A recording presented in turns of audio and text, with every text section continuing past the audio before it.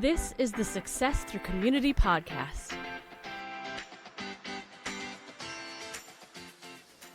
All right, so the book that we're talking about in this episode, and if you listened to our Welcome Back episode, you already know the name of the book. But for anyone who wasn't listening to that, the book that I read for this episode is called Add More Ing to Your Life, A Hip Guide to Happiness by Gabrielle Bernstein. And, I said this in the last episode. I'm going to say it again. This book is not a book I would have picked up for myself at all, for so many reasons. If you've seen the cover, you definitely understand what her vibe is going to be from the cover. 100% you understand it right out of the gate.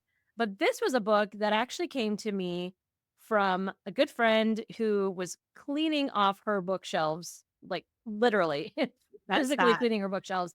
And and I don't know who does that, but she asked, like, hey, does anybody need any books? These are, she said what they were about. And I was like, me, because I always want books for the podcast. Right. So I took them, and one of them, the next one, I'm super excited about. This one, as soon as I saw it, I was like, okay, well, let's see how this goes.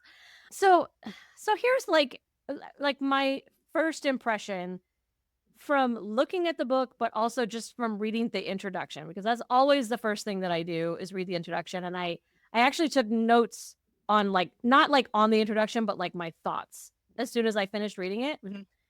And I think the like number one thing that I got from the introduction and the cover is that I am not who she's talking to at all. You couldn't. I pulled up the book just as we were hitting record. So I know what I'm getting into with this conversation. And that cover, that is so, I love it for 20-something Jolene. But I do not see a lot of Kelly on the cover of this book. The Kelly that I know and love, that's for sure. So I have so many questions. So I can't wait to hear what you have to say. Yeah. Okay. So yes, first off, you hit the nail on the head. She is 1000% talking to 20s or even earlier. Okay. Yeah.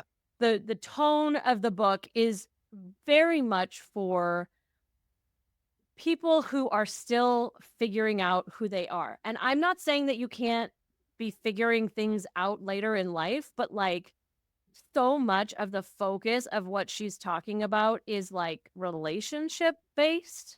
Well, and it's like dating based. She looks very young. So when this book was written, do we have a time publish date? Because she looks fresh out of high school, young, and that is a great time to know. I don't think she was that young. Not that young, but she looks so young, 20-something, 20, 21. Yeah, but it's so it was in 2010. I want to say it is. And the book was copywritten in 2010. So I'm assuming that was the original copyright. It doesn't, originally published in 2010. And you know what? Now you're making me curious. So because I'm on a computer, I'm gonna look this up. I want to know how old she is, because she doesn't say how old she was when she wrote it, but like, I'm super curious now.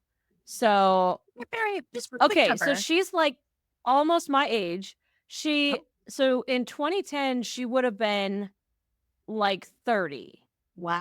So first thing I have to say is she looks amazing.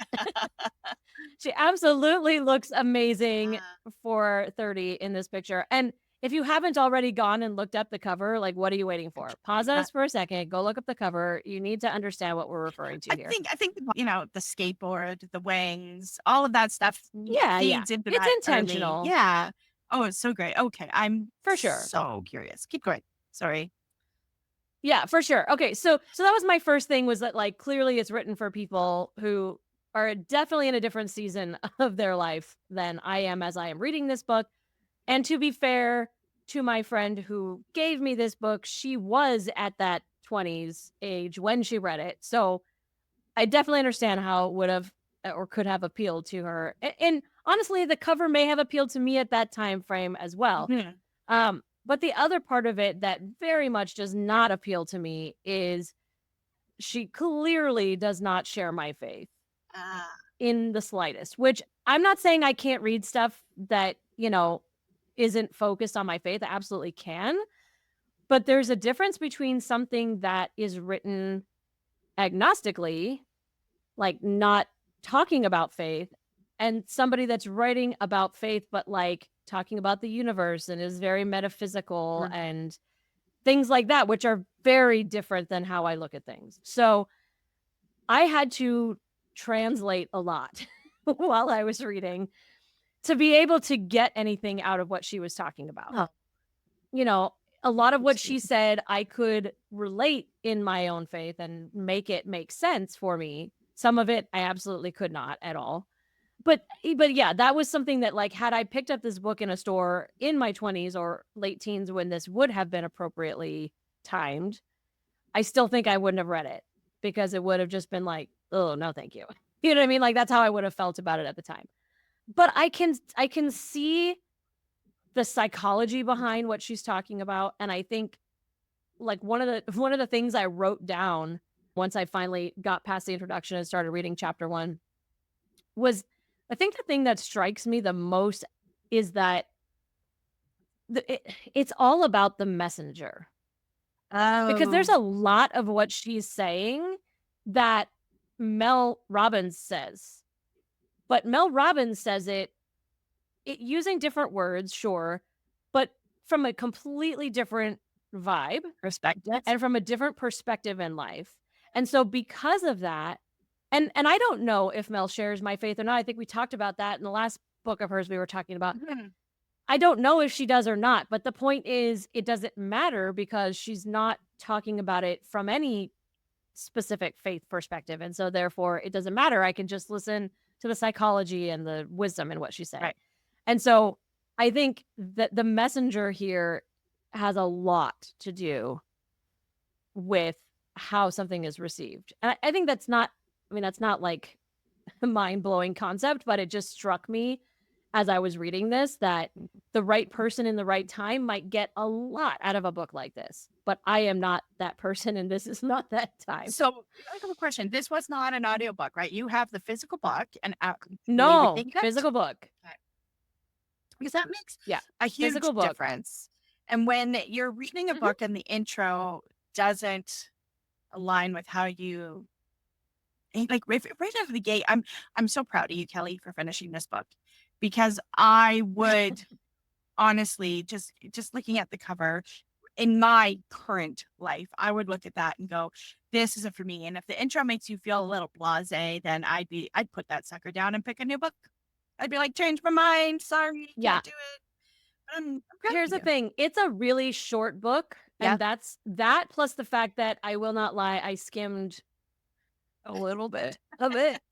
Because here's the thing, the formatting of the book is like the chapters are based on like a particular what she would call ing. She's trying to like coin like she's trying to make ing a thing. It did not do it No. for me. I don't know. Maybe back then like it was it just I wasn't feeling the ing. See, that was Sorry, one of my Gabby. It questions. just What wasn't. is ing? How can I add more ing if I don't know what ing is? So that is my first question to someone who has read the book. What exactly is ing? Yeah. So let me see if I can find how she describes it because I feel like I have an impression of what she means by ing, but like I don't know if I could articulate it very well right now. So give me a quick second to see if I can find because she does have a definition Crochet? and it will definitely be helpful. She does. Um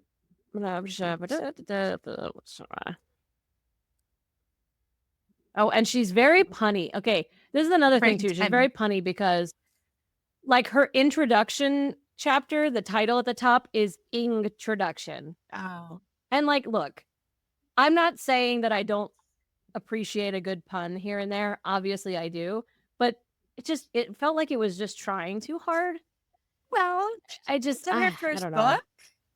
book. We all tried too hard with the I mean, or step. it was not her editor's first book. And so, like, Valid. I would have thought that they would have been like, maybe you want to, you know, But if not their use target Mel. market is the young, you know, 19 to 24, or younger, then that might fly. Again, we don't know what their intention was with Yeah, this, but I'm thinking, like I said, with the true. skateboard and the angel wings on the cover, I don't think they're aiming at people later in life. And Oh no, they definitely are not. yeah, Yeah. Yeah, definitely not. Okay, so I found it. I found the definition in the lingo okay. part. Oh goodness. Don't get me started. Okay. So, so what she says, ing, and this is a direct quote here. So ing means inner guidance. Ing is the voice inside of you that screams intuitive, loving thoughts and says, bug off to fear. So that right there is enough for you to understand the voice of the entire book. Yeah. Okay. So what she is saying, Mel Robbins 100% says in High Five Habit, but she just doesn't say it in those words. And so something about it just like rang more true for me when Mel said it. Yeah. But I could still recognize within these chapters and the things that I was reading, I could recognize those moments of like, I didn't just write it all off because I was just like, oh, that sounds ridiculous or whatever. Like I could still look past that and see that, but I just don't want to have to look past that. I just want it to be written to me in a way that like resonates. And I just didn't feel like her style was resonating with me. And again, wasn't meant to. Right. So her target audience totally probably resonates with them and that's fine. But I think another thing about it that was a little bit off-putting to me because my immediate thought as I'm reading this and seeing her being young, I mean, I didn't know at the time that she was only that she was 30. I was thinking she might even be younger than that. And so like part of me is thinking like I'm like I hate to be this person, but when you're reading something that you're really not getting into, like I don't know, my brain gets a little negative. And so I'm immediately thinking like what are her qualifications?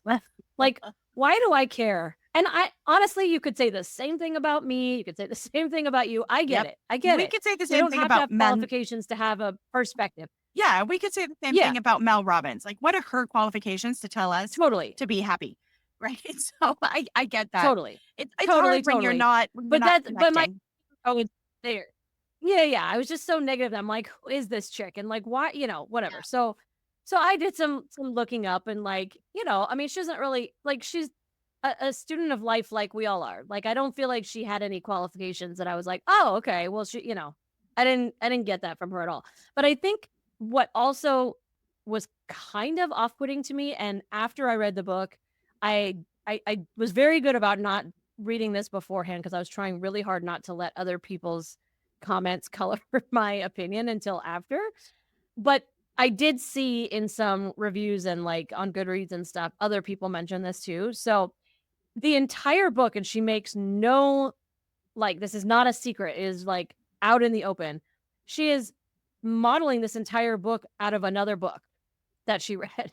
What? So like it's a book it's a book called A Course in Miracles. I don't remember the details, whatever. I think it's something maybe Buddhist or something.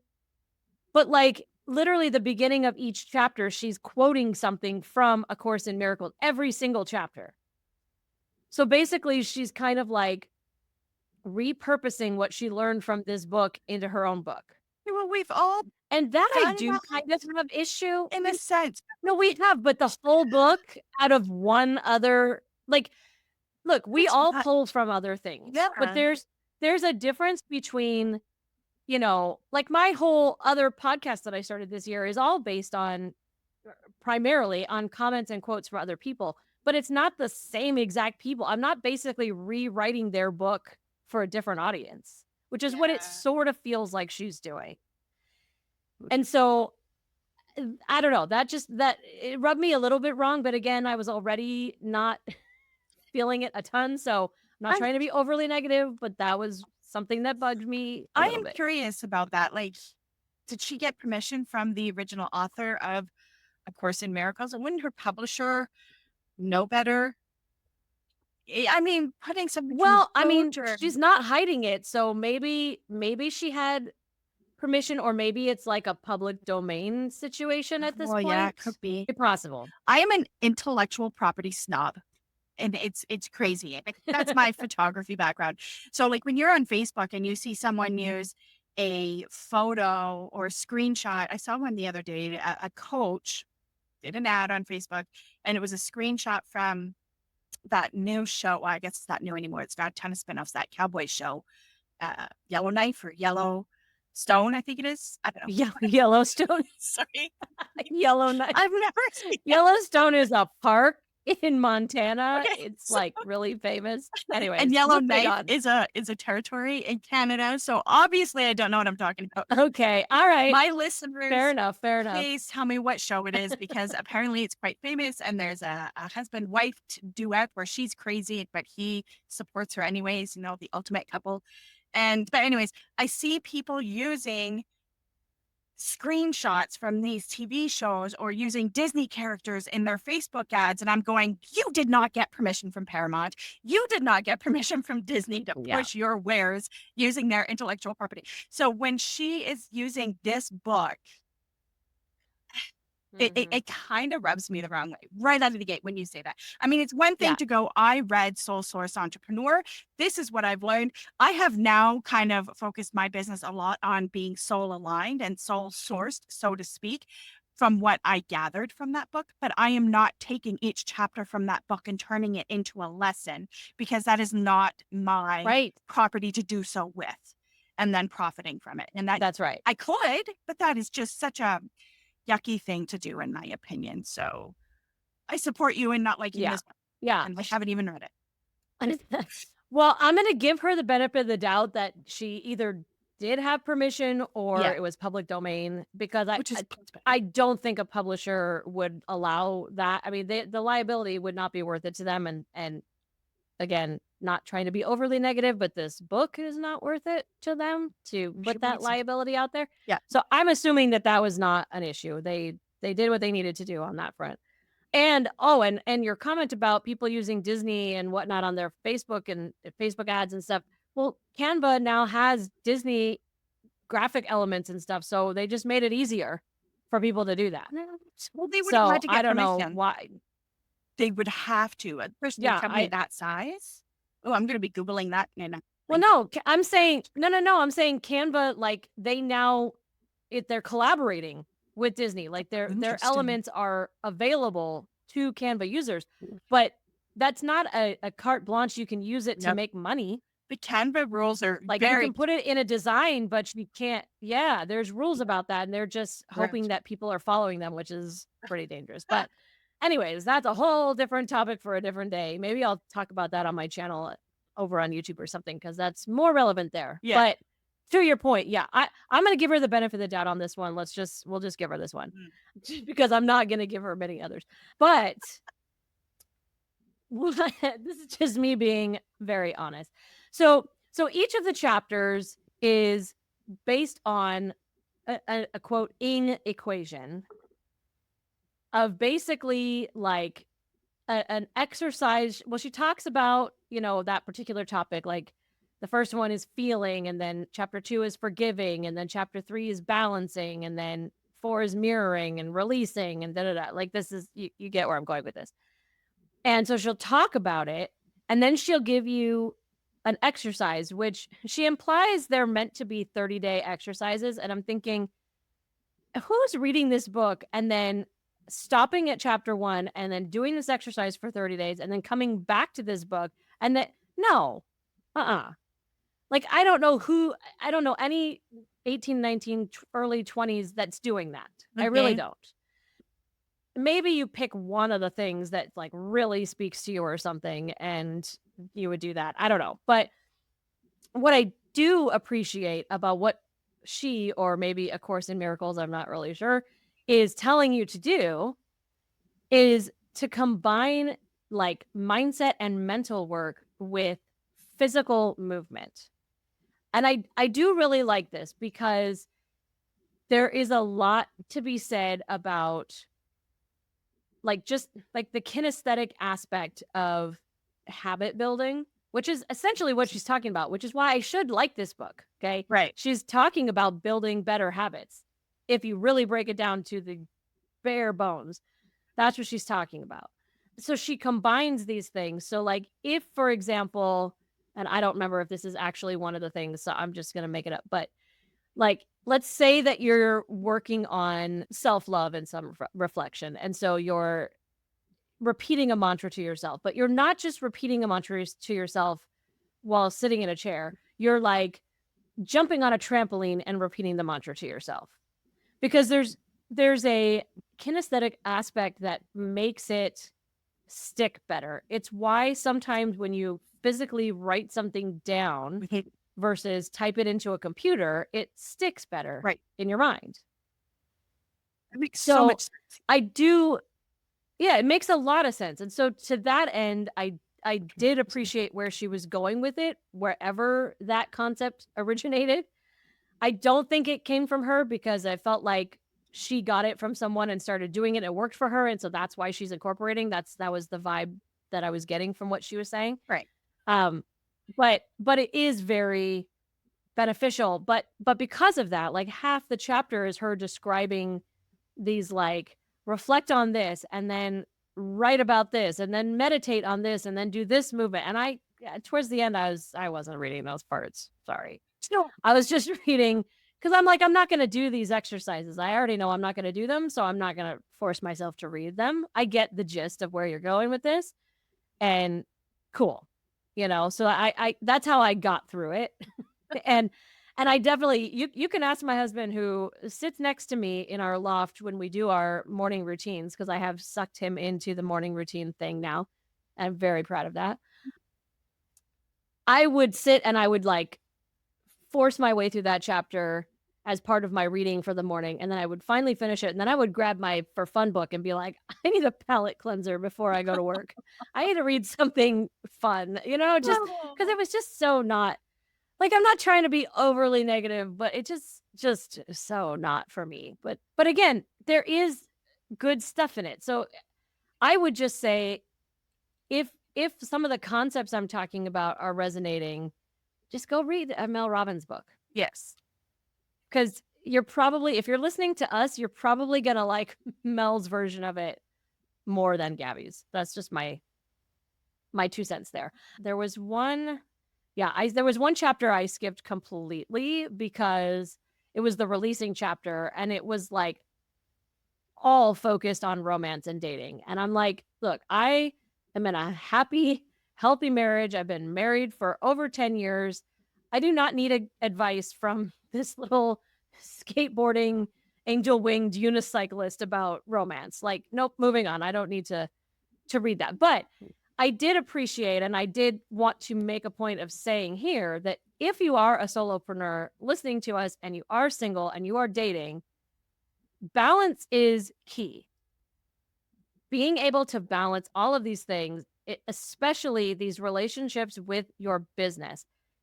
We have a hard enough time sometimes respecting our own solopreneur as the business that it truly is, especially when it maybe is not as successful as we would like it to be in this moment, or we're feeling kind of defeated about it. And we can easily blow it off like it's a hobby or it doesn't matter. But if your partner is not supportive and respecting what you're doing in your business, that is going to ultimately become a problem. So if you are in already a committed relationship, a conversation is needed in that situation. But if you're single and you're still dating someone and at that point they're already treating it that way, I would just say move on because someone better is waiting. I couldn't agree more. And I love that comes up because in the book I'm reading next week, All In, there is a huge, like one of the thickest parts and chapters of this book is about relationships as an entrepreneur, when it's relationships with your partner, with your kids, with your family, with your clients. It's like all about relationships. And one of the biggest things is surrounding yourself with that support, or else honestly, it's you're not going to succeed, because if you're trying to build a company, and you're trying to battle with your spouse as to why you can't make this baseball game because of whatever reason with your business, there's a crisis, then you have to deal with it. And if your spouse isn't supportive and understanding, or your partner, or whoever in your relationship and in your bubble isn't understanding, then it's only gonna something's got to give. It's not about exact balance, but it is about supportive balance, right? And what's going to give? Are you going to give up your dreams, your business, what you've driven for, or are you going to give up that relationship? Because one of them is eventually going to fall and completely collapse if you don't find a way to do both. Now, I'm not saying, and I don't know what she says in her book about relationships and whatnot, but I'm not saying as an entrepreneur, if you don't have someone supporting you, just leave them and carry on my wayward son and move forward. I'm saying start the communication and see where it goes. Like, you got to have those lines of communication. But yeah. Well, she doesn't talk about it none of her book is from an entrepreneur perspective at all. So anything that I'm saying about that's just me taking something out of what she said and applying it, which I had to do a lot with this book. So that's me saying that. And I'm not saying if somebody doesn't respect your business or whatever, then just leave them. But if they're not taking you seriously as a business owner, then one of two things is happening there. Either you aren't taking yourself seriously as a business owner and they are feeding off of that energy, or they are likely not right for you because they're not respecting you in that moment. Absolutely. They're not respecting what matters to you. So if obviously each situation is different. Conversation, communication is always important. But if you can't get to a place where they at least respect that it matters to you, even if they don't get it, that's going to stay a problem. But on the flip side of that, you have to respect them and their needs as well, because being a solopreneur can become all encompassing if you let it. And that's not fair to them either, no matter where you are in a relationship with them. So that has to go both ways. You have to respect them, but they have to respect that your business is important to you and means something to you. Otherwise, you're just going to have problems. They have to support you. So I didn't even read that chapter. Yeah. And you have to support them, and whether they're entrepreneurs or not, you have to support their reasoning to support or not support. Like, you never know. Yeah. Right. But ultimately, especially if you're just starting out a dating relationship, if you're fighting that battle so early, it's not going to get better with time. No.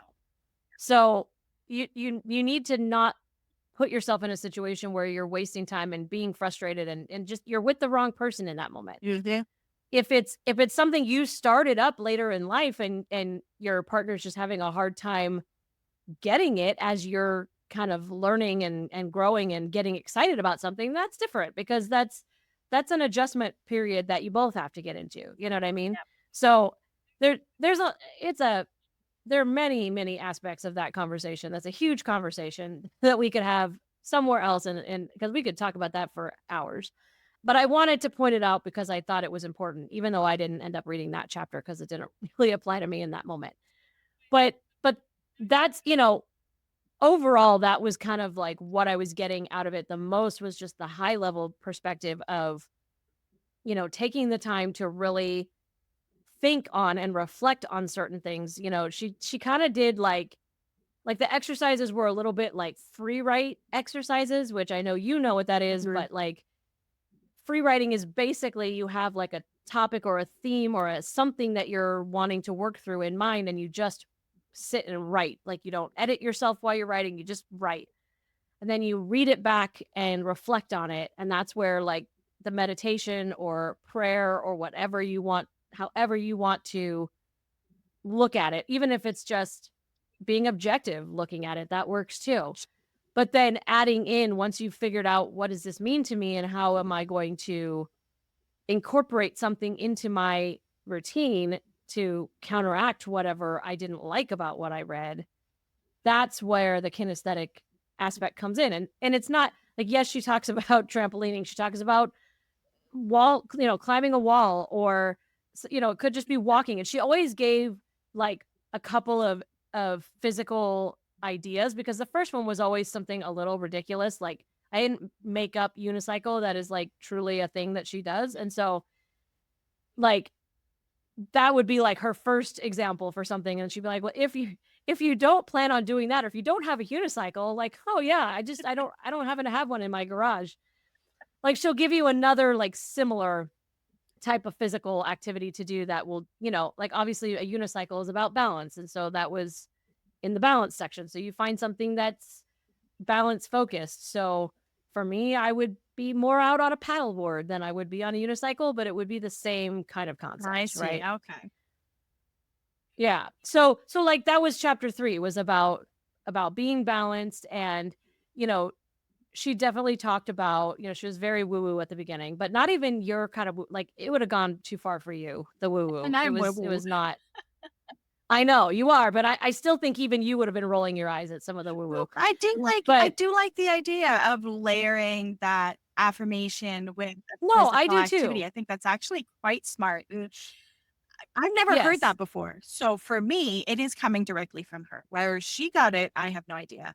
But I think I can Right. imagine though. I cannot imagine myself doing something like that, simply because I'd probably break something. I mean, I slammed my hand in the car door this afternoon, for crying out loud. I would hurt myself. So I'm trying to think of what I would do. The treadmill. Some of them are just walking, Yeah. like, you could just be walking on the sidewalk. Can It's not all My dangerous. neighbors, they know me. They'd be like, "That's the crazy girl," because I would be walking going, "I'm a good person," having my own affirmation or whatever it is. And yeah, I'm just trying to figure out, that's it's a very Just interesting put in concept. earbuds, they'll just think you're talking to, I mean, look, True, it's no weirder than Mel telling us to high five ourselves in the mirror, okay? true. They're both weird and a little woo-woo, Little but woo-woo. and like some things are gonna resonate with some people, and some are, sometimes you have to find your version of, Yeah, you know what I mean? Like, we talk about that a lot. It's not, you can take pieces of something and find your way of doing it without hurting yourself. without hurting yourself or buying a unicycle, Yeah, yeah, things absolutely. like that. But I think it was really good, and she's talking about like finding ways to balance yourself, balance your like your creativity and your analytical side, which we often struggle with as entrepreneurs, because we tend to lean heavier on one or the other Right. typically, and both are needed to be successful Mhm. as a business owner. So, there was a lot to that I found helpful, but I just, yeah, I don't know. Like, yes, I don't know. I just had such a hard time getting past the voice Oh, in the book that just made it so hard. yeah. But there was one thing she said that I am definitely going to try. So, I don't remember, I'm not seeing any notes here about why it was part of this chapter, but a chapter was focused on stretching. I, I don't really remember the connection there, but what I got out of it was that when you create positive change, and this is as a habit building person, nerd, this is an important thing for me to remember, and I'm sure important for others to hear or remember as well. It's easy for us when we create a positive impact in our lives in some way to then kind of sit back on our laurels a little bit Yes. and say, "Oh, I broke that habit, Yes. or I fixed that thing, or I got better at that," or whatever it might be. But the reality is, we're all still going to have rough days. We're all going to have negative thoughts that creep back in. We were talking about that a minute ago, about when we're having those really discouraging days in our business or whatever. Mhm. And I tend to call them my meh days, Mhm. my MEH for those who don't know meh. My, my meh days where I just like don't feel like getting out of bed. I don't feel motivated to do anything. And, you know, I have a couple of options, but the one that I typically have is just wallow in the meh Okay. day. And I kind of got that from the Gilmore Girls because, sometimes you need to wallow, but then you need to get out of it, right? And so what she talks about as like the best thing you can do to combat those rough days, the negative thoughts, the meh days is to stick to your routine. I fortunately have not had one of those truly meh days since I read this, so I haven't tried this yet. But like my hardest thing, the hardest thing for me to do when I'm feeling like that is to motivate myself to get out of bed, stop watching TV Really. or even reading, because sometimes reading can be a bad thing Mhm. if you're doing it to escape, right? Yep.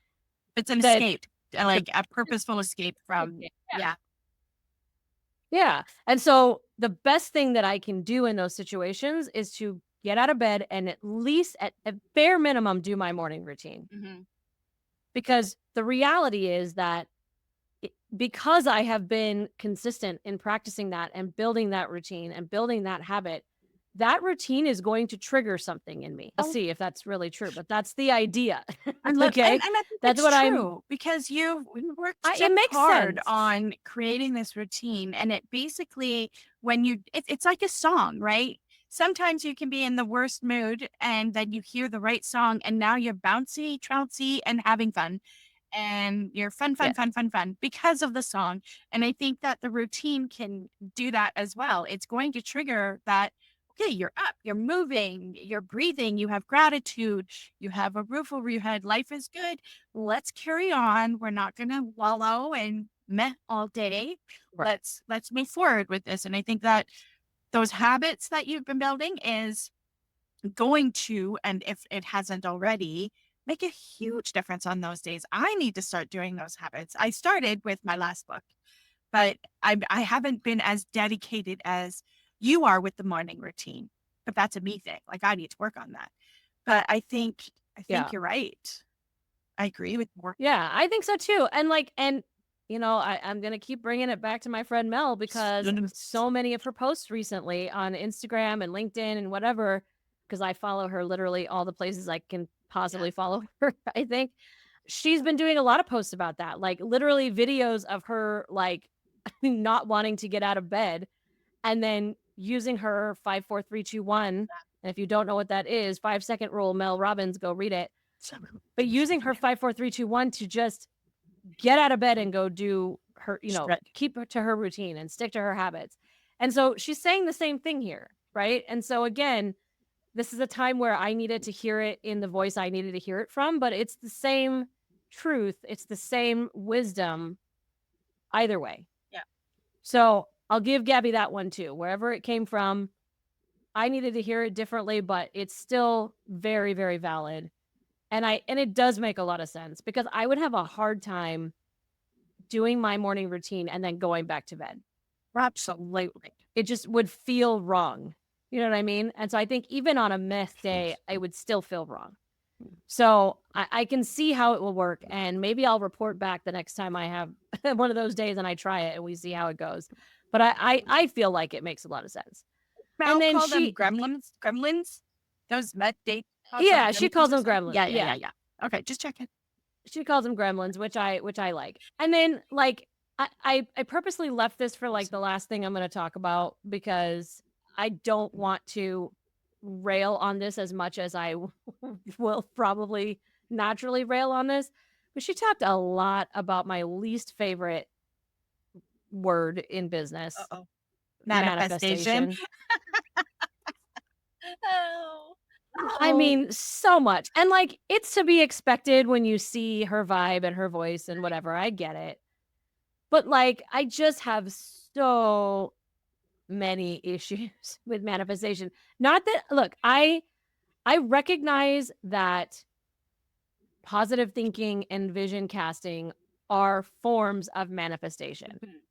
I recognize that I do those things in my business, in my life. So I cannot say 100% that I don't quote manifest in some way. I think what it is I don't think of manifestation as a verb, and I think that's the issue that I have with it, is the people who think of it as a verb. Mhm. That if they're manifesting something, it's just going to happen. It's like, no, no, that is not how that works. There is no such like The Secret, don't get me started. Like it yes, what you focus on, you find, and it matters what you think about, and it matters that you have a what I call a big G goal that you're aiming towards and that you have a vision of what your future what you want it to look like. Let's put it that way. And she is not talking about it from that perspective. She is absolutely using it as a verb. And that's why I literally did not read one of the chapters. One of them I read because I'm like, okay, I can't go on the podcast and blast her for talking about manifestation if I didn't even read to make sure that she means it the way I think she means it. But she definitely means it the way I think she means it. And so I didn't read the second one because I was like, nope, I got enough of this in the last chapter. I'm so not. So not. Because I think what part of what bothered me about it, at least in the chapter that I started to read and then stopped reading because it kind of pissed me off, was that she was writing from a perspective of like, I've figured this all out. And now even knowing that she was 30 doesn't even make me feel better about it, but thinking she was in her 20s made me even more irritated because you haven't figured anything out in your 20s. I'm sorry. You just haven't yet. You think you have, and I know you think I'm wrong if you're in your 20s right now, but because I was the same way, but you haven't. Even in my 40s, I haven't. I know this. Mhm. But she was acting like, oh, well, I almost felt like she was sitting on her laurels, which she just told us a few chapters ago you can't do. But she's talking about how she just like knows that this is gonna happen. This is what let me explain. I'm sorry. Now I'm getting fired up. And I know we're getting towards a too long episode, so I will stop myself after this. But she was talking about this as if believing something would happen is enough. That is the concept of The Secret. Right. Yeah. But and look, there are some things that you know about in my private life that I don't really talk about publicly, and I'm not going to be breaking that right here. But if just knowing something was supposed to be a certain way or believing that something would happen was enough, I would have a very different life right now. Yeah. That's not how it works. You can have faith and you can believe in something, but it doesn't make it true until it's true. Like there are just some things that are not meant to be a part of our journey, no matter how much we want them to be or how much we tell ourselves they're going to be. So to me, I feel like I don't know, it's just it hit me in a place that like really pissed me off because she's talking about this makes me feel like, okay, well, so now you're telling people that if they don't get whatever this thing is, they just didn't know it enough. They didn't believe enough. Yeah. Like, I really don't like that and what that can do to people to make them think that it's their fault that something didn't happen for them. Because there are some things that you just cannot control. And no matter how much you believe it, no much how much you want it, you just can't. There lies the problem. Manifestation. Yes. Teaching it. Yes. Yes. So that's why like I literally wrote in my notes, this chapter makes me want to scream. Because it did. And I did not like that she was writing from the perspective of like she's nailed this, because you're trying to tell me that you've never faltered since writing this book, that you've never like known something or believed something or even achieved something and like hit that routine and like fixed that issue that you felt like you were having in your life or like reached a certain level of whatever and then faltered. Because if you're trying, she didn't say that, but she was writing like that's how she was feeling, like, oh, I've arrived on this. And it's like, oh man, I want to just see you fall off of that high horse right now. because we all go back and forth on this stuff. Mhm. No one has ever fully arrived. We're human, and things are gonna happen that are gonna knock us off that horse all the time. It's how you react to that. And so I felt like she was so missing an opportunity to talk about that in this book. That like, look, you're gonna achieve something. And she sort of did when she was talking about like you can't sit back on your laurels and oh, if you have a bad day. But it just like then like chapters later for her to talk like this just made me feel like, oh, so that was just for us, but you've arrived and so you don't have to do that. I don't know. I got so angry with her in this chapter. I'm finding that I was now manifestation is becoming more and more of a, it's almost like there's a cult following with it. I mean, I believe that yes. you get what you give, or you get, you know what I mean? You get what you give. If you're going to put out anger and negativity, yeah, you're going to get anger and negativity back. But what you focus when you find. exactly, Absolutely. 100%. But I don't think that has, and it kind of does have a little bit to do with the law of attraction, but it's not really law. Just because the word law is in there doesn't make it so. So it's just, I find it so cultish. And I believe, Yes. and like you and I have totally different faith bases, and I'm woo woo, and you are supportive of my woo woo, and but but I am not so woo woo that I'm going to go and do the whole write down, I want $1,000,000 7 times in the morning and write it down 7 times at night for 7 days. And then after a week, I'm going to have $1,000,000 in my bank account. It does not work that way. And I don't think people Yeah. understand that. And that's why I think it's so cultish, is because the Yes. naivety of those who really follow it can really get hurt, and they can really put themselves in really vulnerable positions and be in such a space that they turn it around and it's all their fault, because these manifestation Yeah. gurus will say, you didn't believe enough, you didn't do the ritual right, you did it wrong. And it's just, it irks me. So I understand why this section of the book pissed you off so much. Yeah. And again, Well, not to mention, again, if you're listening to this and you believe in manifestation, like I'm not trying to right, knock on you at all, absolutely, but the idea of manifestation as a strategy is the laziest thing I've ever heard in my life. it's It's it's somebody saying, "I'm not willing to work." Now, there are people who wholeheartedly believe in manifestation, but with the caveat that you have to work for it. that's And that is a different. different Yeah, situation. I can sort of understand where you're coming from there, but people who just secret things, like that is so lazy. Work for it. yeah. It's just not gonna Nothing is pop gonna be in. handed Yeah. to you. I mean, you No. play with that No. law of attraction concept, and everybody has. Sure. I want to see a Jack Russell today. And then so I'm focusing on looking for Jack Russells, and then lo and behold, at a dog park full of 300 dogs, there is a Jack Russell. So then I'm gonna be like, "Woohoo, I manifested that." No, I was focusing on it and No. I wanted to find it. And so I went to This it is and a look little for it. bit like reading your horoscope the day after and saying, "Oh, this all came Yeah. true." Exactly. But No, it didn't. if you believe that you're going to earn $1,000,000 and you focus on that and you do the work to get it, that is not manifestation. Although a lot of the gurus, No. and I use the term gurus with intention here, say it is, because they fail to point out that you worked your arse off to do it. They're like, you just thought about it. You believed you could. Therefore, it came to you and the universe gave it to you.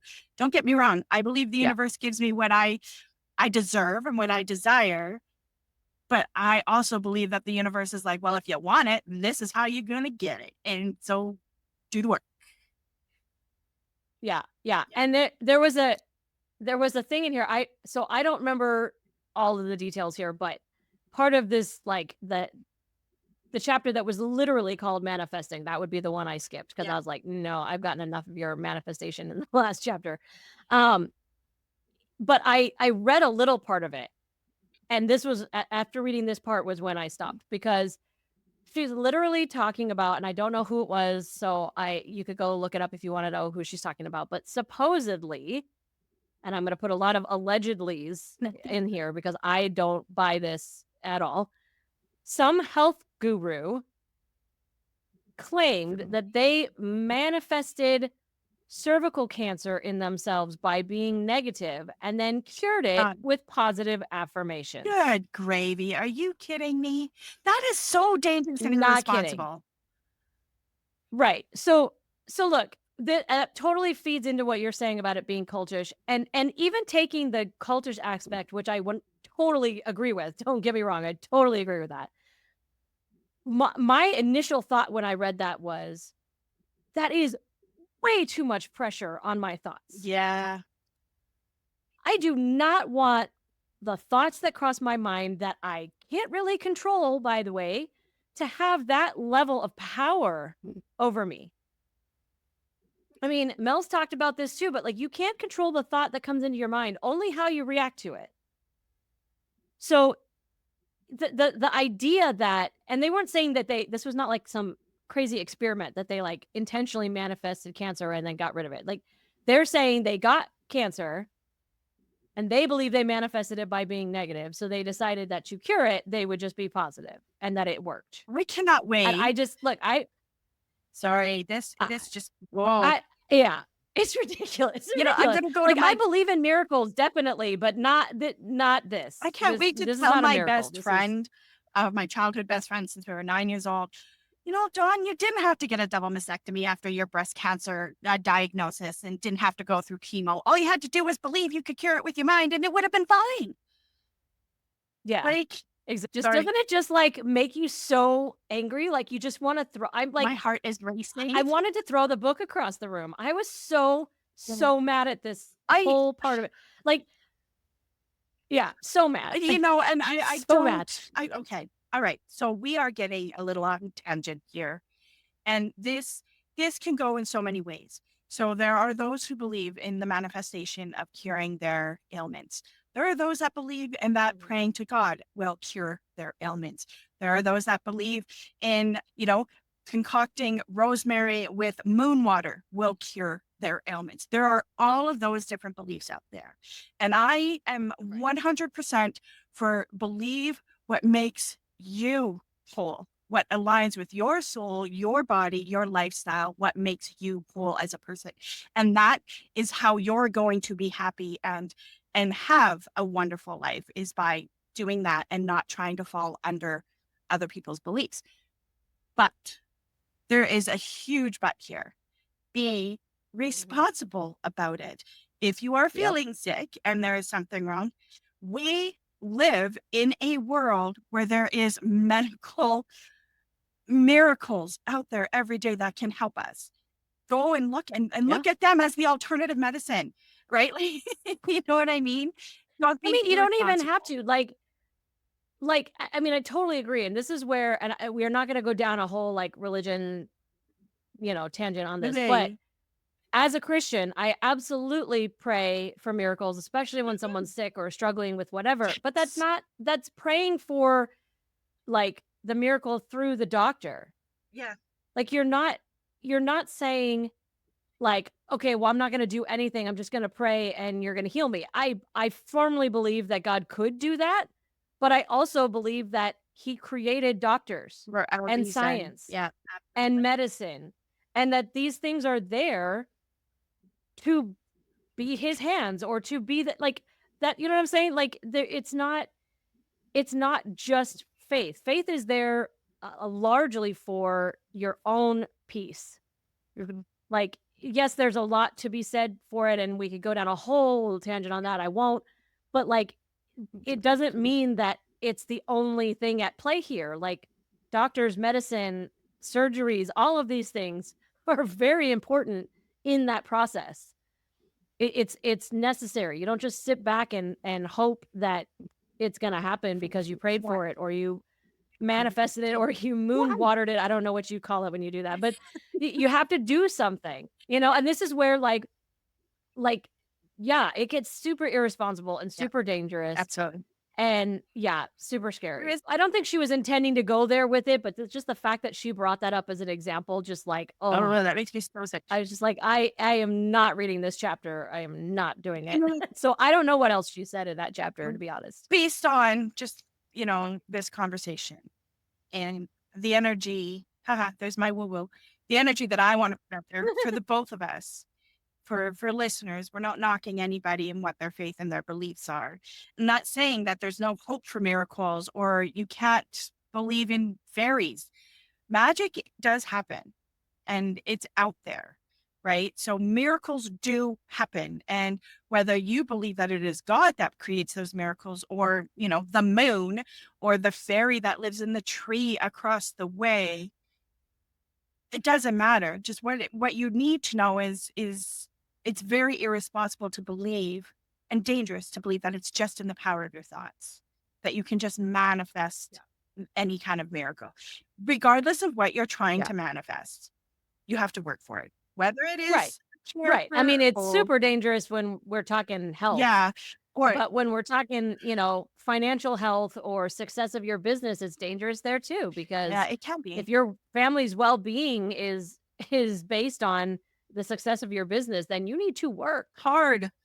But it's called dreaming and hoping, like that trip to Italy or the trip to Scotland, that, you can say you manifested that because all you did is vision boards are a form of manifestation. And that's just what do you call it? Vision casting. That is seeing where you want to be and putting it in front of mind every day. What do they say? Out of sight, out of mind. So you have that picture of that Scottish castle that you want to visit. So you're going to work that much harder to save that much more money to be able to go. And it's the same with, it is the same when you're talking about fighting cancer or any kind of illness. It's going to help you to fight harder, but you still have to do the work and see the people and do what needs to be done in order to reach that end goal. You can't just think about it and make it happen. Exactly. That was a huge tangent. Your mom is going to be so mad at us. You know what? I don't think she will, because look, there were 2 whole chapters in this book about that. And I said with the third book. I may not be recommending this book. I'm definitely not recommending this book. Even if you're a 20-something, I still say go read Mel, because she'll still probably relate to you better. And I just think she's more responsible in the way she teaches, and I just like her better. I mean, that's just my perspective, and I feel like if you like us, then you'd probably like her better too, but that's just my 2 cents there. I'm not recommending this book, but for anyone who does read this book, I think it's so important that we talk about the danger of manifestation in the way that she's talking about it in this book. So you can split hairs about what manifesting things really is and all of that. That's a different conversation, but the way she is talking about it is dangerous, is irresponsible. And so I couldn't even talk about this book and make people aware of this book without that tangent, because it just was too important. It almost feels like a warning. It's like when Jolene, I think it's a warning. Do we need to put like a do we need to put a warning on this episode? A bit of a disclaimer. No, we don't. Jolene and we don't. Passionate about manifestation. We talk about the truth of manifestation. No, but I mean, it's obviously something we're both passionate about. So it just needed to be said. So I don't mind that tangent. I think that one was completely valid. That being said, I think when we finally have our first physical actual meetup, I'm going to bring some angel wings and skateboards, and we're going to do a photo shoot and have a good time. What do you say? No. The best way that you can support the podcast is to make sure that you are subscribed wherever you're listening, and leave us a review. That's the only way that new people will find and join our community. The Success Through Community podcast is hosted by Kelly Gable and Jolene Mills, and all episodes are solely the opinions of the respective host. Our sound production and editing is done by Kelly Gable, and all visual creative, including our logo, was created by Jolene Mills. The Success Through Community podcast is an STC production.